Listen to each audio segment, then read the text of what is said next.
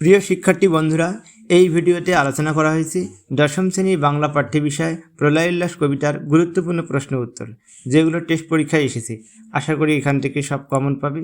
তাহলে চলো শুরু করি। প্রথম প্রশ্ন, প্রলয় উল্লাস কথার অর্থ কী?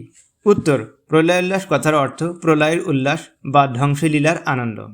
2 কবি কাকে জয়ধ্বনি করতে বলেছেন? উত্তর, মুক্তিগামী দেশবাসীকে জয়ধ্বনি করতে বলেছেন। 3 কালবৈশাখী ঝড় কিসের প্রতীক? উত্তর, জীর্ণতা বা জড়তা ভেঙে নতুন প্রাণের আশার প্রতীক। 4 নিত্য পাগল কাকে বোঝায়? উত্তর, প্রলয়রূপী স্বাধীনতাকামী বিপ্লবী শক্তি বা নটরাজ শিবকে নিত্য পাগল বলা হয়েছে। 5 মাভৈ মাভৈ কথার অর্থ কী? উত্তর, ভয় করো না, অর্থাৎ নির্ভয়ে এগিয়ে চলো। 6 কবি প্রলয়কে কেন নবীন বলেছেন? উত্তর, পুরাতন ধ্বংস করে নতুন সৃষ্টি করার জন্য নবীন বলেছেন। 7 দিগম্বরকে?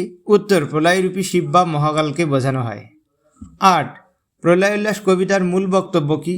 উত্তর, রুদ্ররূপী বিপ্লবীদের ভাঙ্গা গড়ার চক্রে অন্ধকারের পর আলো আসবে, এটাই হলো এই কবিতার মূল বক্তব্য।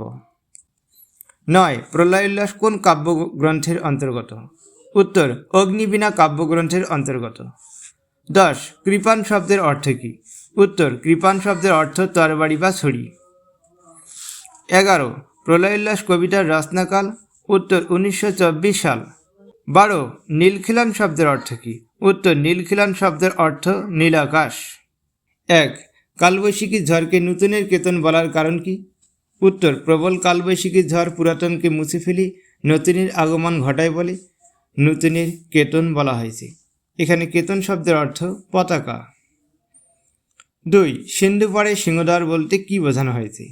উত্তর, সিন্ধু পাড়ে সিংহদ্বার বলতে বোঝানো হয়েছে ব্রিটিশ সাম্রাজ্যবাদী শক্তির দ্বারা পরিচালিত আন্দামানের সেলুলার জেলকে বোঝানো হয়েছে।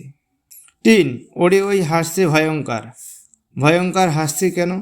উত্তর, বিদ্রোহী কবি কাজী নজরুল ইসলামের প্রলয় উল্লাস কবিতায় ভয়ঙ্কর শব্দটি রূপক অর্থে ব্যবহৃত হয়েছে, যার অর্থ হল মহাকালরূপী ধ্বংসকারী বিপ্লবী সত্তা।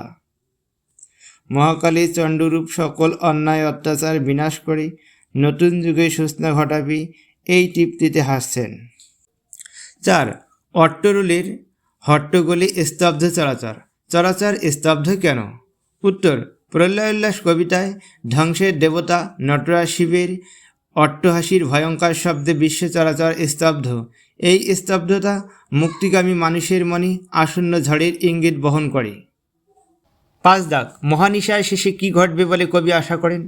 উত্তর, কবি আশা প্রকাশ করেন প্রলয়ের পর শিবের জটায় শিশুচাঁদ আশ্রয় নেবে এবং তার আলো ঘর ভরে দেবে।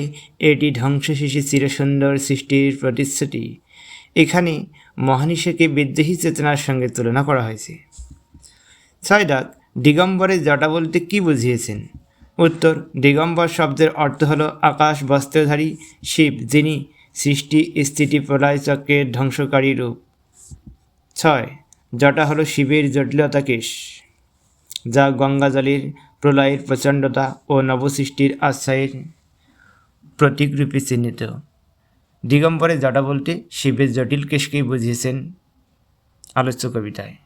ভিডিওটি ভালো লাগে চ্যানেলটিকে লাইক সাবস্ক্রাইব করতে ভুলো না।